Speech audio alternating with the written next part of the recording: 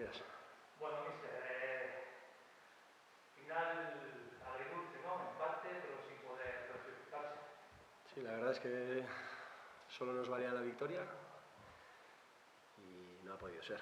Yo creo que el primer tiempo hemos sido capaces de llevar el ritmo del partido. Yo creo que hemos generado alguna ocasión clara. Ellos no han llegado ninguna vez a nuestra portería.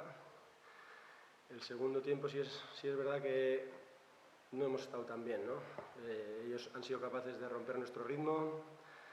Ahí nos han entrado un poco dudas y yo creo que incluso han tenido alguna ocasión para adelantarse, y luego pues el último arreón, que hemos generado una ocasión muy clara y ellos también han tenido para meter, ¿no? Y luego no hemos podido controlar el partido. Uno de los objetivos principales de los filiales suele ser la formación de jugadores de cara al primer equipo. ¿Cómo ves a los chavales? Pues muy bien, ¿no?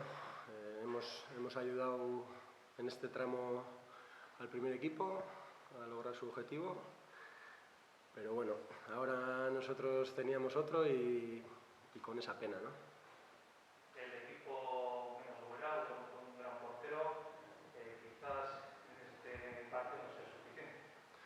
No, al final teníamos ese hándicap, ¿no? Había que ganar. Yo creo que ellos han sabido por momentos manejar bien el partido.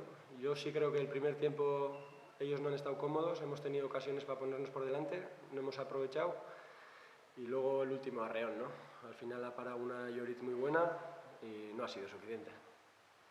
Bueno, muchas gracias. Vale.